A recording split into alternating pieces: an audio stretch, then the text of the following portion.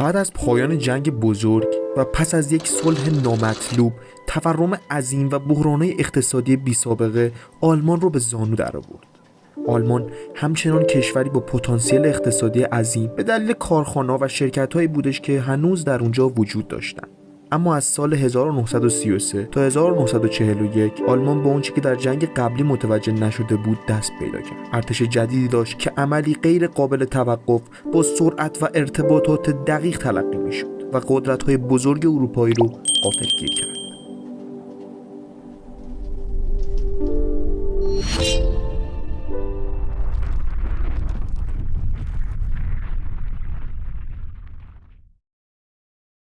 در پایان سال 1941 تقریباً تمام اروپا توسط آلمان کنترل میشد و سربازان آلمانی و متحدانش میتونستند ساختمان‌های مسکو را از دور ببینن. تقریباً همه پیش‌بینی‌ها به پیروزی کامل آلمان منجر شد. اما چگونه این همه اتفاق افتاد؟ آیا فقط کارآمدی ارتش آلمان بود یا دلیل زیادی داشت، مثل از جمله برنامه‌ریزی‌های سعی یا حتی شانس؟ پایان جنگ جهانی اول زمان هرج و مرج رو برای آلمانی‌ها به ارمغان آورد و احتمالاً بقیه اروپا بر این باور بودند که در آینده نزدیک با ارتش قدرتمند آلمان جلوگیری خواهند کرد. اونا در اشتباه بودند، به خاطر اینکه توانایی آلمان برای بازسازی ارتش جدید اونقدری زیاد بود که تونست به رایش سوم تبدیل بشه و اتفاق بیفته. اما خب قبل از این ظهور سقوطی بودش که توسط وقایع جمهوری وایمار بعد از جنگ جهانی اول رخ داد. قیصر ویلهلم دوم هدف واکنش شدید و فشار عموم مردم قرار گرفت. در 9 نوامبر 1918 ویلهلم مجبور به کنارگیری شد و یک دولت موقت متشکل از اعضای حزب سوسیال دموکرات و حزب مستقل سوسیال دموکرات آلمان به جای اون قرار گرفت. روزها بعد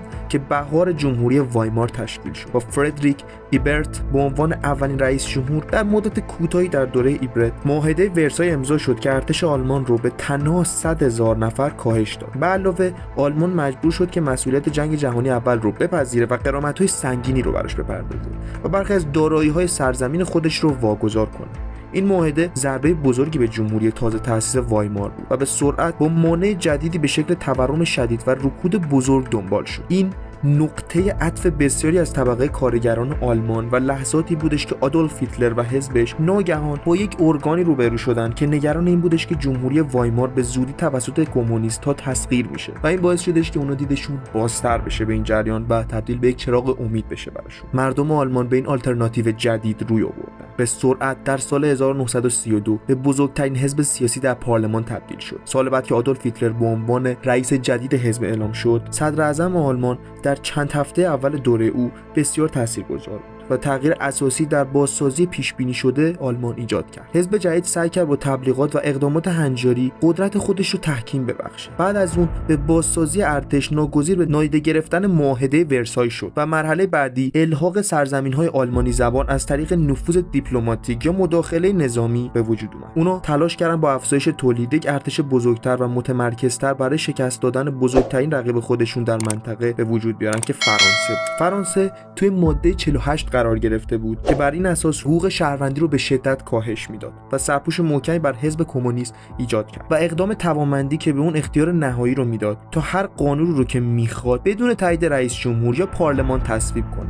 اکنون یکی از اهداف اصلی بازگرداندن قدرت نظامی قبلی آلمان و ایجاد یکی از معروف‌ترین تغییرات صدر اعظم جدید بر اساس اون بود. برای نیروهای مسلح استقرار کامل وجود داشت. این ارتش متحد رایش سوم بود که در سال 1935 آغاز شد و از نیروی دریایی، هوایی و زمینی تشکیل شده بود. افزایش شدید هزینه‌های دفاعی، از این رو بازگرداندن خدمت اجباری، صدر اعظم نقش خودش رو به عنوان قدرت نهایی بر نیروهای مسلح مستحکم کرد. هر فرماندهی رو مستلزم می‌کرد که به رغم مخالفت‌های داخلی و شک و تردیدهای داخلی اکنون در دستور کار قرار بگیره. برخی از فرماندهان ارتش دوباره تونسته بودن راینلند رو دوباره اشغال کنن، منطقه بسیار صنعتی که برای ماشین‌های جنگی آینده بسیار حیاتی بود. مخالفتایی که صدر اعظم رو زیر سوال می‌بردن اشتباه نشان داده شده بود و تا این لحظه محبوبیت کلی مردم آلمان در مورد رژیم جدید به شدت افزایش یافته بود و هر مخالفتی اساساً تعداد انگشت شماری از ژنرال‌ها و نیروهایی که در حصار صدر اعظم جدید قرار داشتن ساکت شده بود. اکنون بعد از موفقیتایی که تونسته بود توی بخش سرزمین‌ها به دست بیاره، مردم مایل بودن که از اون حمایت کنن بابت برنامه‌هایی که مرتبط به جنگ اون یک ارتش کاملا مجهز و آماده داشت.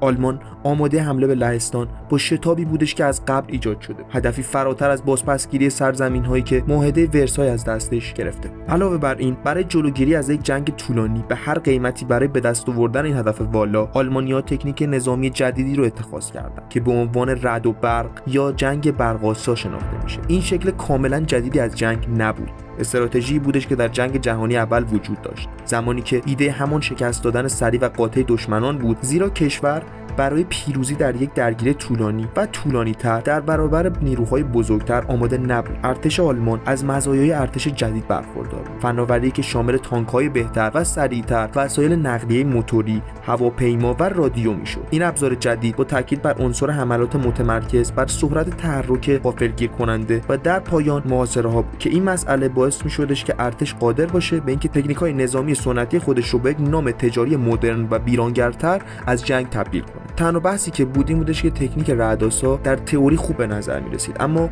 واقعا کارساز بود که آلمان ها از این استراتژی جدید در هنگام حمله به لهستان و متوقعاً شروع جنگ جهانی دوم و سپس هنگامی که با خطوط دشمن از دانمارک، نروژ و بلژیک و هلند و لوکزامبورگ و فرانسه و یوگسلاوی استفاده کردند.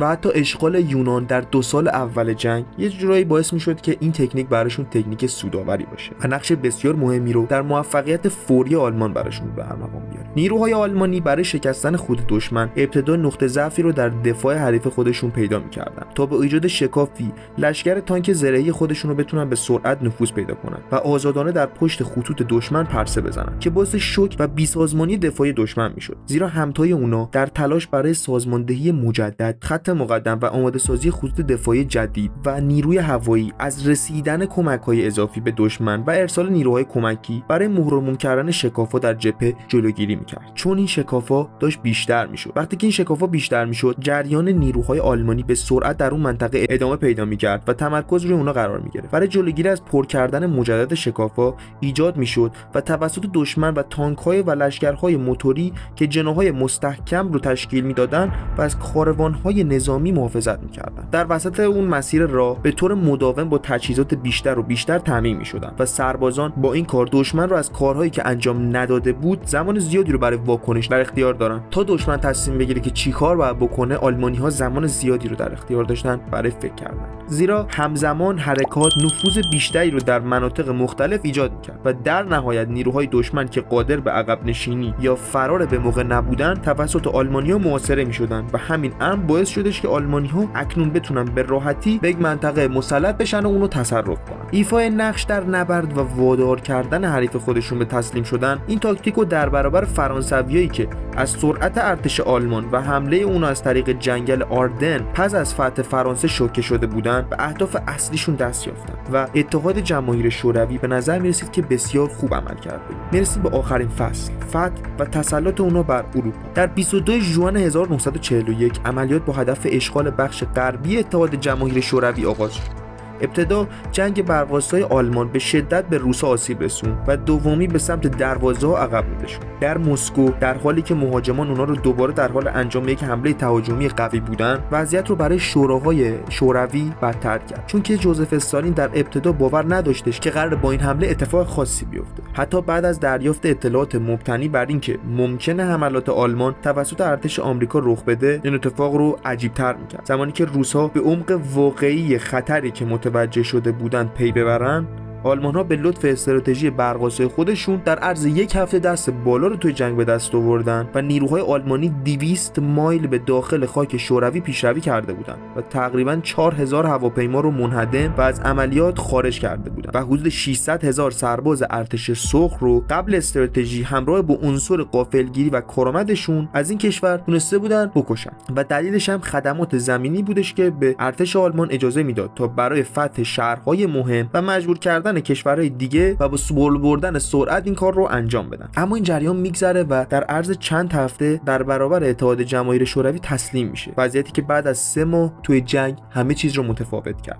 تاکتیک حمله برق‌آسا دیگه عامل تعیین کننده برای موفقیت آلمان در آغاز درگیری نبود، اما اکنون وضعیت عمدتاً به دلیلی تغییر کرده بود. اندازه عظیم اتحاد جماهیر شوروی در زمستان و خطوط دفاعی بهتری که توسط شورا ایجاد شده بود و ضد حمله شوروی به خوبی اندیشیده و اجرا شده بود. اما از اونجایی که آلمانی‌ها بیش از اون چیزی که پیش بینی می‌کردند و در یک جبهه بزرگ جنگیده بودند پیروز شد. اونها عنصر غافلگیری و شتاب رو از دست دادن و با کشورهای پرجمعیت‌تر و با قابلیت‌های تولید بالاتری می‌جنگیدن که سایر متحدانشون هم به اونها کمک می‌کردن. و اون موقع بودش که جنگ به علیه آلمان‌ها تبدیل شد. اگر بخوایم بیشتر راجبش توضیح بدیم، دلیلی که ارتش آلمان توی جنگ جهانی دوم موفق بود به عوامل متعدد، برنامه و تعصب یک حزب بر تسلط بر یک قاره و روند تسلیح مجدد و تولید مواد گرم و گسترش علیه اتریش و چکسلواکی بود و با واکنش‌های عمده و همراه با تدارکات و تهاجم علیه اونها همراه نشد. کشورهای دیگری هم سناریوی تحقق این کارایی رو ایجاد کردند و علاوه بر اون کارهایی که برای بازسازی توان نظامی آلمان علیرغم محدودیت‌های معاهده ورسای و اجرای استراتژی جنگ برق‌آسا توسط افسران ذی‌صلاح با اشتباهات همتایان خودشون تثبیت شده بود و ثابت شد. به عنوان ترکیب تقریبا غیر قابل توقف، اگرچه آلمان در جنگ شکست خورد، موفقیت اولیه اونها رو میتونیم به عنوان عوامل متعددی نسبتشون بدیم و ما میتونیم با جزئیات بیشتری در مورد اونها صحبت بکنیم.